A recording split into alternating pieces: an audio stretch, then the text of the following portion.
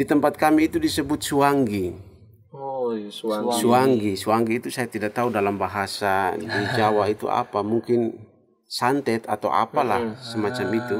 Tapi itu adalah orang-orang yang punya kekuatan gaib tapi dengan tujuan rencana jahat. Jadi mereka mendapatkan itu misalkan dalam relasi mereka dengan roh halus tadi. Bisa melalui pertapaan, bisa melalui hal-hal tertentu. Lalu mereka memiliki itu. Sama, kerjanya mereka adalah menakut-nakuti manusia, membuatnya sakit, dan bahkan bisa mengalami kematian.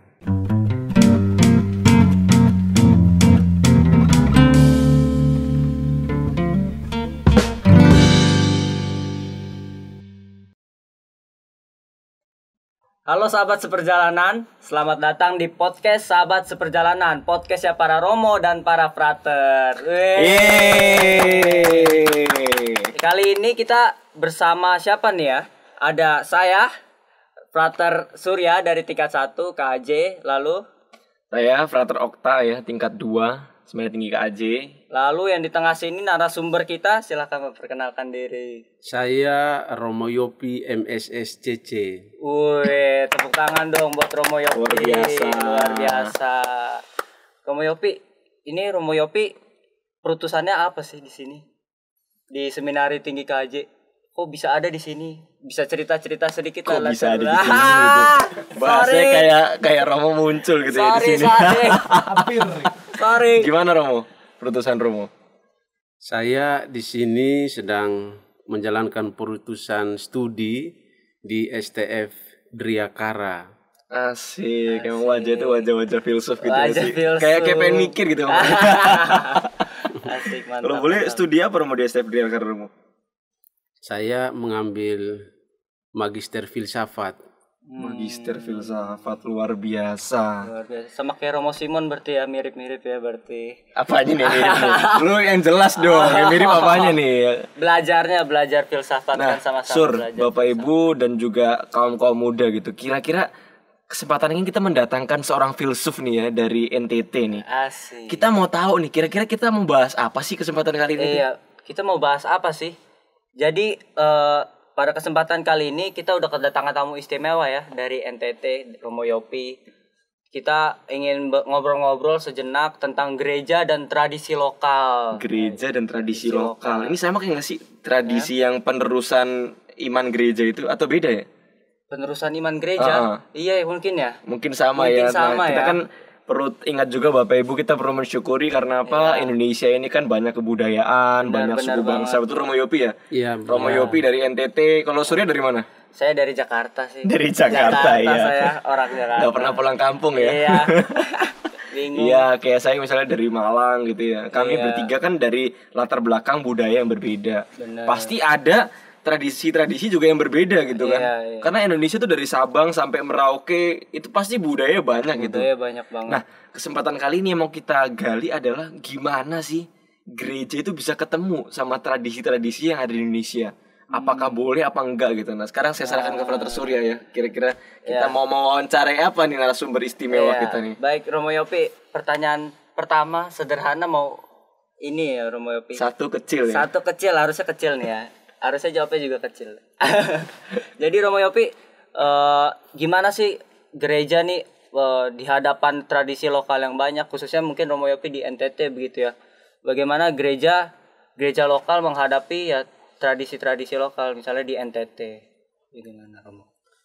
Iya, kalau pertanyaan soal bagaimana hubungan gereja dan tradisi lokal, dalam hal ini kebudayaan lokal, itu pada awalnya semacam gereja lebih melihat diri superior di atas kebudayaan itu. Dan itu kadangkala kita melihat ada cap seperti tradisi lokal itu adalah kafir dan perlu dipertobatkan sehingga menjadi searah dengan gereja.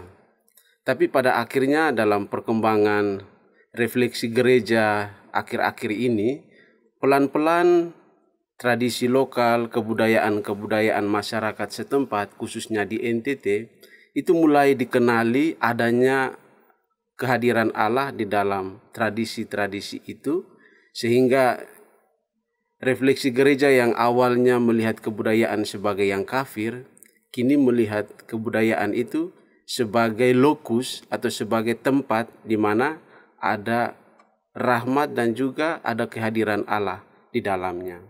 Ya, itu kira-kira gambaran singkat tentang gereja dan kebudayaan lokal sejauh yang saya alami di tanah Timor NTT.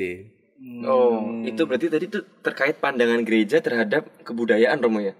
Terus kalau misalnya kebudayaan tradisi itu sendiri memandang gereja gimana, Romo? Itu kan sebagai mungkin sesuatu yang baru ya buat mereka. Misalnya terbiasa dengan suatu tradisi yang ya itu sebetulnya awalnya nggak ada kaitannya gitu dengan gereja Katolik. Apakah ada penolakan dari masyarakat atau gimana, Romo, reaksinya tuh? Iya, kalau pertanyaannya bagaimana reaksi kebudayaan terhadap pandangan gereja, itu kan seringkali kita melihat dalam penghayatan iman itu ada dualisme kepercayaan. Yaitu di satu sisi orang percaya pada iman, tetapi setelah pulang ke rumah, itu tradisi kebudayaan itu terus dijalankan. Nah, sekarang persoalannya adalah bagaimana mencari hubungan untuk mempertemukan dua praktek yang tadinya dinilai berbeda, itu menjadi satu perjalanan iman yang sama. Itu tugas gereja yang mesti diupayakan saat ini. Gitu ya, dualisme. Gimana mempertemukan yang awalnya ini terpisah gitu untuk bisa menjadi satu menuju jalan yang sama gitu, Romo ya. Nah, lu paham gak dari tadi? Iya. Saya dengerin aja yang ahli di sini. nah tadi Romo sempat menyinggung nih ya, Surya. Kan tadi Romo sempat mengatakan, ya itu tugas gereja gitu. Bagaimana yang berbeda ini, yang dualisme ini tuh bisa kemudian dipertemukan, atau mungkin kalau menggunakan bahasa memperdamaikan tuh agak nggak pas ya, karena seakan ada sesuatu yang bermusuhan gitu. Tapi gimana Romo bisa mempertemukan sehingga bisa berjalan beriringan gitu, Romo, antara kebudayaan dan juga gereja lokal? Ya, untuk menjawab itu pertanyaan reflektifnya begini. Awal-awal itu orang memandang kebudayaan itu sebagai sesuatu yang kafir. Kebudayaan dalam hal ini yaitu praktek-praktek masyarakat lokal. Tapi kita beri satu pertanyaan, yaitu misalkan dalam konteks masyarakat Timor, gereja Katolik itu menjejakkan kaki untuk pertama kali dalam catatan sejarah itu tahun 1556. Nah, 1556. Pertanyaannya sekarang adalah apa yang Allah buat untuk masyarakat di sana sebelum tahun itu? Ini pertanyaannya. Lalu pertanyaan berikutnya, siapa yang menciptakan orang-orang di sana? Kalau kita percaya bahwa Allah itu pencipta, sekarang sebelum tahun itu Allah mana yang menciptakan masyarakat di sana? Kalau ada Allah lain, nah berarti Allah yang dibawa oleh para misionaris dewasa ini itu adalah Allah seorang pencuri kan? Karena dia masuk dan mengambil Allah lain yang sudah menciptakan manusia, menciptakan sebuah kehidupan, dan dia hanya mengambil apa yang telah ada, dalam tanda petik ada Allah lain yang sudah mencipta dan dia hanya mengambilnya. Tentu tidak demikian dalam refleksi gereja kita, bahwa Allah itu sudah berkarya jauh sebelum datangnya para misionaris.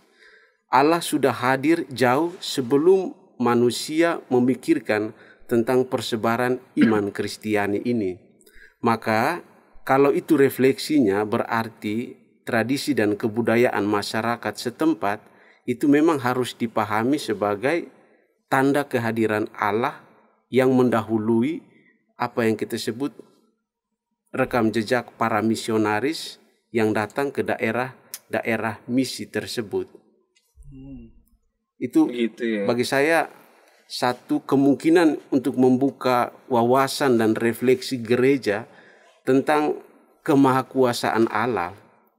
Karena betapa sempitnya pemahaman kita kalau kita tempatkan bahwa Allah iman Katolik itu dibawa oleh para misionaris. Nah itu kan satu pemiskinan jati diri Allah. Allah itu seperti pribadi yang menunggu untuk dipikul. Allah itu seperti pribadi yang butuh kursi roda untuk dibawa ke dalam kebudayaan-kebudayaan. Nah ini sebenarnya rumusan gereja yang memiskinkan siapa itu Allah dalam kebesarannya. Maka dengan itu pertanyaan-pertanyaan yang kita ajukan tadi membuka kemungkinan bahwa Allah sudah hadir jauh mendahului refleksi manusia memikirkan tentang Allah dalam pewartaannya. Gitu loh. Ya menarik sih ya, Sur. Baru ini loh kepikiran gitu ya. Agama Katolik datang di Timur 1556 ya. Nah, tapi sebelumnya gimana gitu pemahamannya itu agak susah sebetulnya menghadirkannya. Tapi betul tadi itu ya Bapak Ibu ya. Kadang tuh emang kita sering jatuh kepada pemiskinan sebuah makna di mana gereja Katolik itu ya apa yang telah dibawa oleh misionaris gitu. Sebelumnya ya nggak ada Allah gereja Katolik. Kadang kan pemikiran-pemikiran kayak gitu tuh Romo yang muncul di benak-benak kita kadang ya. Sebelum kita disadarkan bahwa sebetulnya ada kekayaan yang perlu diungkapkan gitu kan ya. Saya pribadi juga kayak semakin iya ya bener juga gini, gue baru sadar juga loh. Nah tapi tadi sebenarnya kata kunci berikutnya adalah tentang menyadarkan tadi Romo ya, bahwa sebetulnya yang tadi Romo cerita ya, jangan-jangan awal-awal tuh banyak rakyat atau banyak masyarakat yang mengatakan bahwa ya kami punya Allah sendiri, Allah kebudayaan kami. Tapi kenapa kok tiba-tiba para misionaris ini orang-orang Belanda atau orang-orang luar negeri yang bukan bagian dari saudara kami kok mau menjejali kami dengan sesuatu yang dalam tanda kutip baru gitu ya. Nah itu menyadarkannya gitu Romo. Itu gimana gitu Romo. Pasti susah gitu Romo. Iya, apalagi kan waktu itu dalam tanda kutip ya dipandang buruk lah ya. Penjajah itu mau misionaris kayak pokoknya dia kulit putih, dia rambutnya beda dari kita. Ah itu pasti mungkin ya buat orang zaman itu ini punya niat jahat. Itu gimana Romo? Secara umum kalau pertanyaan itu boleh saya jawab, itu pertama gambaran tentang metode pewartaan gereja. Itu pada awalnya kita menyebutnya sebagai pewartaan model terjemahan. Nah, kenapa model terjemahan? Karena ada satu rumusan ajaran iman yang dirumuskan katakanlah di istana kepausan, lalu itu yang akan disebarluaskan sampai kepada pelosok-pelosok daerah kebudayaan. Dan persebaran itu harus diterjemahkan persis sama. Tidak boleh ada satu yang dirubah. Ada 3 sumber dalam merumuskan ajaran iman model terjemahan ini. Yang pertama kitab suci. Yang kedua magisterium gereja. Yang ketiga adalah tradisi. Ini 3 sumber berteologi model terjemahan yang dipakai pada waktu itu untuk menyebarkan iman kepercayaan. Keunggulan dari model ini ialah pertama, jati diri Katolik itu memang sangat ditekankan karena tidak ada perubahan apa-apa. Tetapi hal yang kedua ialah dampaknya jati diri manusia dalam kebudayaan lokal itu diporak-porandakan. Karena mereka harus merubah diri sedemikian rupa untuk mengikuti ajaran gereja. Nah, satu dampak lain ialah jati diri masyarakat itu hilang. Masyarakat seolah itu diyatim piatukan oleh sesuatu yang datang dari luar. Yesus itu menjadi tamu di dalam rumah tradisi kebudayaan lokal. Ia bukan tuan rumah, ia tamu. Nah, berhadapan dengan itu, dewasa ini, model pewartaan iman Katolik itu mulai dibangun dengan model kontekstualisasi. Model kontekstualisasi sehingga pada akhirnya tradisi dan kebudayaan-kebudayaan lokal itu dilihat dalam terang iman kepercayaan. Sehingga tugas para imam, para teolog, para misiolog ialah mencari dasar-dasar kitab suci untuk menerangi tradisi dan praktek-praktek masyarakat setempat dalam terang iman kepercayaan. Maka dengan terang iman kepercayaan itu, tradisi lalu dirangkum sebagai bagian dari rencana keselamatan Allah. Nah, bila itu yang terjadi, maka apa yang kita miliki dewasa ini dalam hal model terjemahan itu harus diandaikan bahwa Allah sudah hadir di dalam kebudayaan. Kita harus merendahkan diri untuk mengakui itu, bahwa di dalam kebudayaan masyarakat setempat itu ada karya-karya penyelamatan Allah. Nah, itu secara umum dalam gambaran tentang bagaimana ada peralihan model pewartaan iman. Nah, secara khusus kalau ditanyakan bagaimana menghubungkan itu, ini sesuatu yang khas dalam kebudayaan NTT. Saya pernah mengikuti satu perayaan Ekaristi yang dipimpin oleh seorang imam. Lalu yang menarik ialah dia memulai perayaan Ekaristi dengan mengucapkan kata-kata demikian. Mari kita mengundang arwah para leluhur dan orang yang telah meninggal dunia untuk hadir bersama kita di dalam perayaan Ekaristi ini. Nah, satu ungkapan yang sangat sederhana, dia mau menggunakan hal-hal baik yang ada dalam tradisi kebudayaan untuk ikut serta membangun satu model pewartaan yang akhirnya diterima oleh masyarakat setempat. Dan pengalaman itu menurut saya pengalaman yang menarik dan membuka wawasan. Karena apa? Khususnya orang-orang NTT itu sangat percaya pada apa yang dinamakan kepercayaan kepada arwah para leluhur yang sudah meninggal.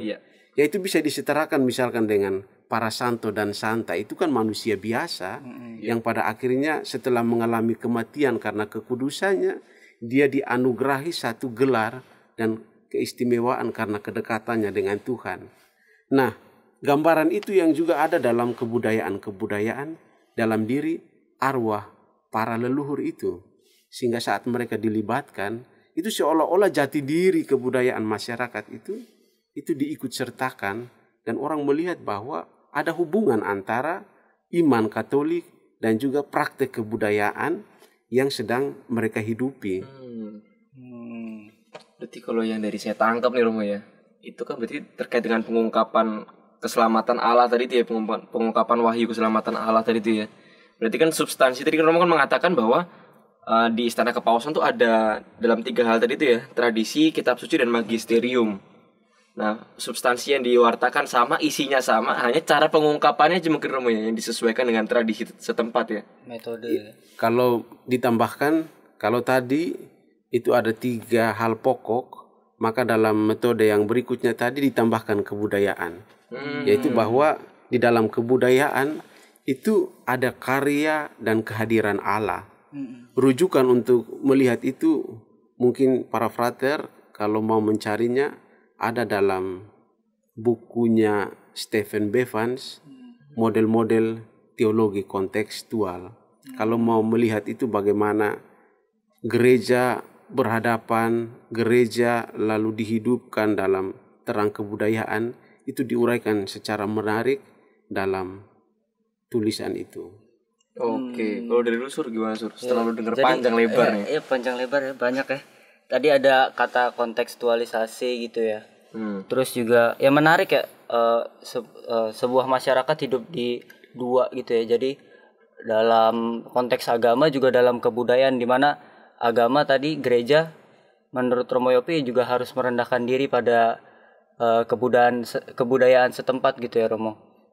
Lalu ya saya ingin bertanya bagaimana soal kepercayaan dalam kebudayaan yang percaya pada jiwa-jiwa atau bukan roh-roh dalam roh ini halus ya. Gitu ya, roh gaib. Halus, roh gaib yang ada di benda-benda begitu ya.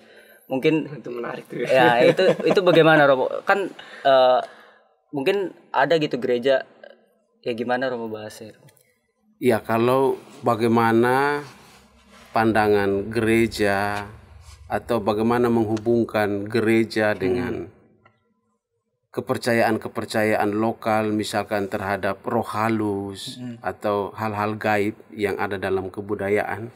Bagi saya ini pertanyaan menarik, dan kalau boleh saya bagikan pengalaman yang saya alami, yang saya juga hadapi dalam pelayanan imamat saya seturut tradisi dan kebudayaan kami, ini tanpa ada penelitian yang sistematis, tapi bisa juga teman-teman para frater mencarinya di tulisan George Kirchberger, Allah Menggugat. Itu sedikit banyak dia menggambarkan juga tentang klasifikasi roh halus yang ada di dalam kepercayaan masyarakat NTT. Itu kalau mau kita bagi dalam gambaran yang besar, ada dua macam roh dalam kepercayaan masyarakat NTT pada umumnya, yaitu roh baik dan roh jahat. Nah, roh jahat itu sendiri itu ada 3 kategori. Kategori yang pertama itu disebut roh halus.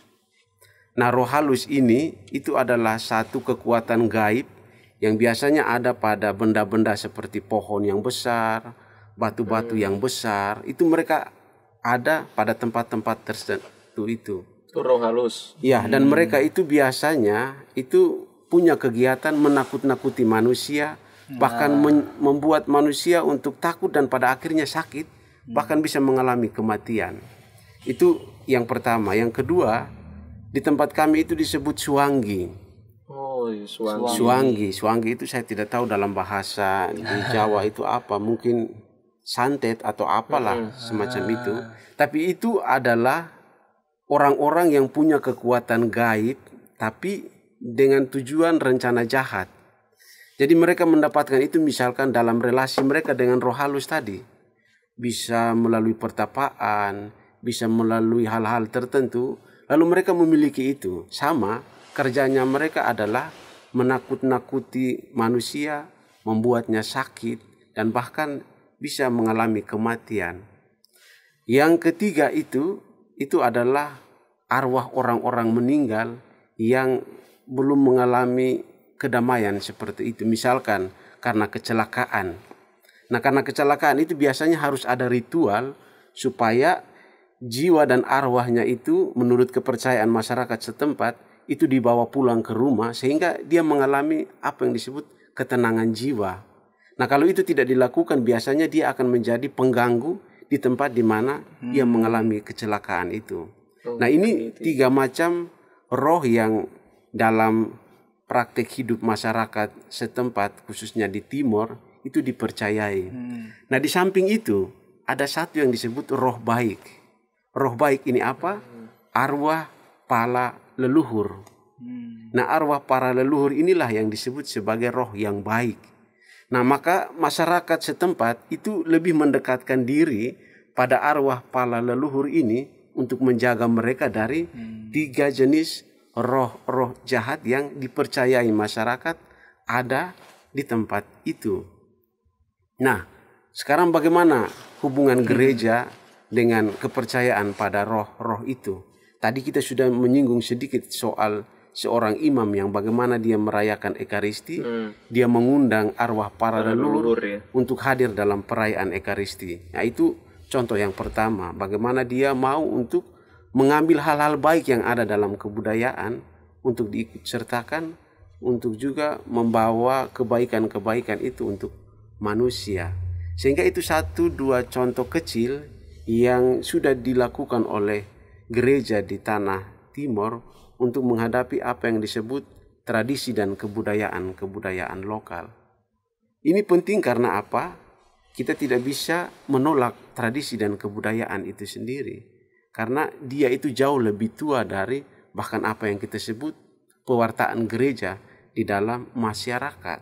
Kita sebutkan tadi tahun 1556. Nah, ini karena sudah begitu melekat dengan kehidupan mereka, itu identitas dan bahkan jati diri mereka. Sehingga semakin kita memaksa untuk menjadikan ajaran gereja sebagai yang unggul, semakin ada pertentangan karena itu jati diri mereka. Itu kita bisa maknai sebagai bagian dari kehidupan mereka. Maka memaksa berarti membagi diri menjadi 2 bagian dan itu tidak mungkin. Selain itu refleksi awal-awal tadi sudah kita sebutkan bahwa Allah sudah lebih dahulu berkarya di dalam kebudayaan sebelum datangnya para misionaris. Maka tadi Romo Yopi menggunakan istilah kontekstualisasi. Kontekstualisasi. Jadi bukan menghilangkan sepenuhnya, tapi kita berusaha untuk bagaimana mempertemukan, mempertemukan antara agama dan kebudayaan. Nah Romo, kita dari tadi udah cerita udah banyak membagikan mungkin dalam tanda kutip teori ya. Tapi gimana Romo prakteknya, praksis di lapangan ketika Romo di NTT tuh menemukan hal-hal itu Romo? Dalam pengalaman Romo. Ya, saya menjawab itu, saya harus bilang pertama saya bukan eksorsis. Sehingga setelah ini jangan nanti banyak orang berdatangan lalu meminta penyembuhan gaib itu.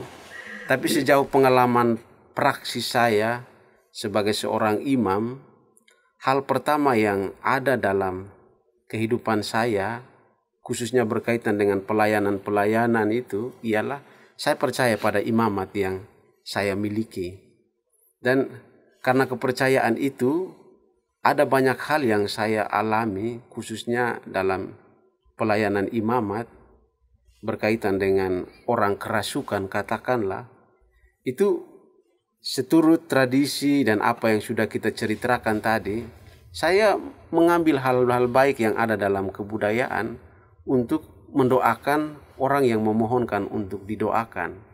Yaitu yang pertama, dalam hati saya akan memohonkan maaf mewakili orang yang datang memohonkan doa. Artinya dalam kebudayaan pasti ada 1-2 hal yang terjadi.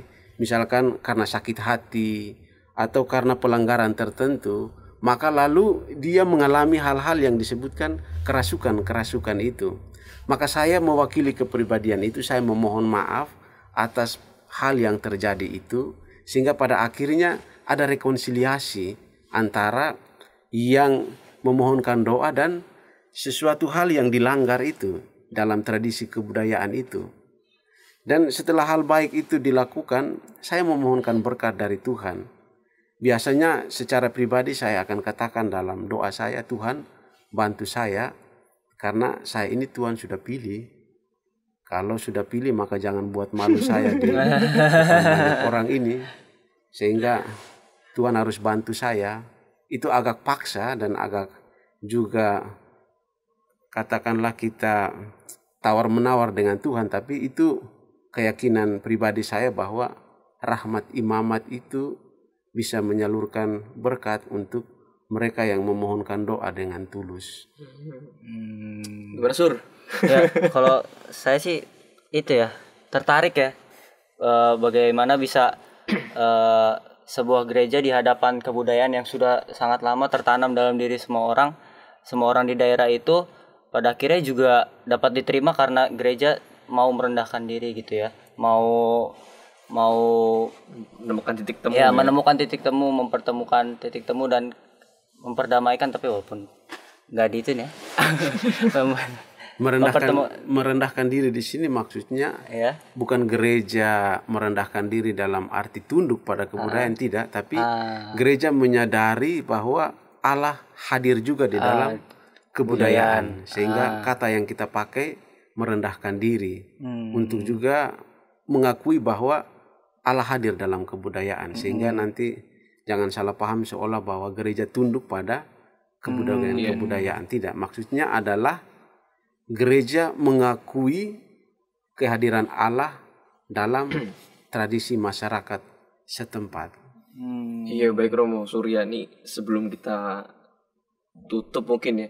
Saya tuh nemu ini Romo, salah satu artikel menarik di dokumen Konsili Vatikan II, Romo Sacrosanctum Concilium itu ya.